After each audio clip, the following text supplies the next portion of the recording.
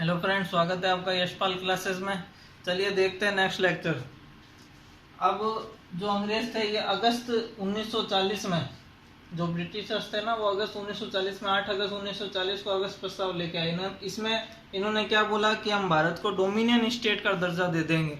Dominion state का दर्जे का मतलब क्या है कि जो रक्षा के मामले हैं और जो ट्रेड के मामले हैं, इंटरनेशनल मामले हैं, वो तो हम अपने पास रखेंगे। बाकी जो भारत के लोग हैं वो अपनी सरकार बनाएं, अपनी सरकार चलाएं, यानी कि हमारी छत्र छाया में रहेंगे। इसका कांग्रेस वालों ने विरोध किया। कांग्रेस ने कहा कि भाई हमें तो पूरी आज़ादी चाहिए, हमें डोमिनियन स्टेट नहीं चाहिए। तो इन्होंने ये प्रस्ताव वापस लेना पड़ा। इसके बाद में 1942 में भारत की स्थिति जानने के लिए इन्होंने क्रिप्स मिशन भेजा। क्रिप्स मिशन 1942 में आया। इसके अध्यक्ष कौन थे? Stafford Cripps. इन्होंने क्या कहा कि भाई तुम उस समय 1939 में 1939 में सेकेंड वर्ल्ड वॉर यानी द्वितीय विश्व युद्ध की शुरुआत हो चुकी थी। ठीक है फ्रेंड्स, तो ब्रिटेन की हालत द्वितीय विश्व युद्ध की वजह से वैसे ही बहुत खराब चल रही थी। तो इन्होंने क्या कहा कि भारत को कि आप द्वितीय विश्व युद्ध में हमारा समर्थन कर दो, यानी कि द्वितीय विश्व युद्ध में हमें भारत की जरूरत है, भारत अपने सैनिकों को भेजे द्वितीय विश्व युद्ध में हमारी मदद करने के लिए। अगर हम युद्ध जीत जाएंगे तो उसके बाद में हम भारत को आज़ाद कर देंगे। लेकिन इसका भी सभी पार्टियों ने विरोध किया। गांधी जी ने इसको कहा बीते समय का चेक। इन्होंने साफ मना कर दिया कि हम तुम्हारी मदद नहीं करेंगे। ठीक है फ्रेंड्स, उसके बाद में फिर तीसरा मिशन आया, कैबिनेट मिशन 1946 में। उस समय भारत के वायसराय था वेवेल, लॉर्ड वेवेल, और ब्रिटेन में जो पीएम थे, ब्रिटेन के जो प्रधानमंत्री थे वो थे क्लीमेंट एटली। उस समय ब्रिटेन में चुनाव हुए थे और ये प्रधानमंत्री बने थे। ठीक है फ्रेंड्स, लेबर पार्टी से थे ये। इन्होंने हाउस ऑफ कॉमन में यानी ब्रिटेन की जो संसद है उसमें भारत को आज़ाद करने की घोषणा कर दी। अब आज़ाद कैसे करेंगे? चरणबद्ध तरीके से आज़ाद किया जाएगा। तो इन्होंने क्या किया, 3 सदस्यों का एक दल भेजा भारत, जिसके अध्यक्ष थे पैट्रिक लॉरेंस। ठीक है फ्रेंड्स, और 2 सदस्य और थे। दूसरे का नाम था A.V. अलेक्जेंडर और तीसरे थे स्टैफोर्ड क्रिप्स। ये जो क्रिप्स मिशन में आए थे वो ही थे, ये स्टैफोर्ड क्रिप्स। A.V. अलेक्जेंडर थे नौसेना मंत्री और स्टैफोर्ड क्रिप्स थे व्यापार बोर्ड अध्यक्ष। इन 3 जनों को भेजा। ये रवाना हुए थे 14 मार्च 1946 को और पहुंचे कब? 24 मार्च 1946 को भारत पहुंचे।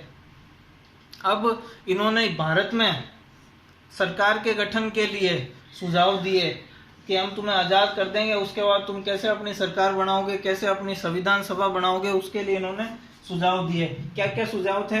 उसमें से प्रमुख सुझाव ये हैं कि प्रत्येक 10 लाख की जनसंख्या पर 1 सीट, यानी कि चुनाव करवाए जाएंगे और हर 10 लाख की जनसंख्या पर 1 सीट होगी।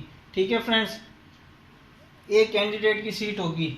उसके अलावा जो विधानसभा में सामान्य, मुस्लिम, सिख, यानी कि हर धर्म का व्यक्ति प्रतिनिधित्व करेगा।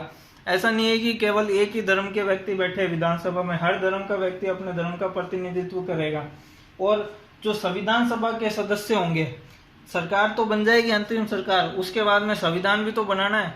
तो संविधान सभा के जो सदस्य होंगे वो ये जो चुनाव में जो जीत के आएंगे इनके द्वारा ही आपस में अप्रत्यक्ष रूप से चुने जाएंगे। ठीक है फ्रेंड्स, चलिए फ्रेंड्स अब देखते हैं कि भारत में उस वक्त चुनाव करवाए गए। ठीक है फ्रेंड्स, जुलाई अगस्त के महीने 1946 में, जुलाई अगस्त 1946 में चुनाव करवाए गए। टोटल कितनी सीटों पर चुनाव कराए गए? 389 सीटों पर। सीटों का बंटवारा कैसे हुआ था मैंने बता ही दिया। प्रत्येक 10 लाख जनसंख्या पर 1 सीट थी, तो यानी कि 389 सीटों पर चुनाव करवाए गए। ठीक है फ्रेंड्स, अब इसके अंदर 296 सीटें तो ब्रिटिश प्रांत की थी, यानी कि जहाँ पर अंग्रेजों का कब्जा था, जहाँ पे अंग्रेजों का शासन चल रहा था। और 93 सीटें, 93 सीटें देसी रियासतों की थी। यहाँ पर जो राजा महाराजाओं की तरफ से इनका कोई आदमी या ये खुद प्रतिनिधित्व करेंगे।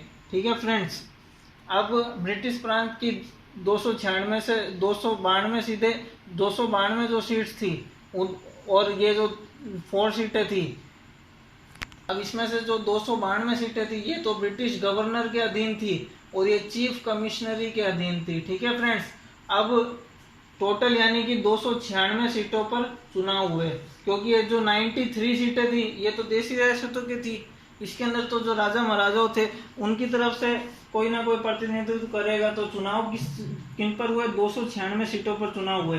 तो जो कांग्रेस थी इसको इस चुनाव में बम्पर जीत मिली।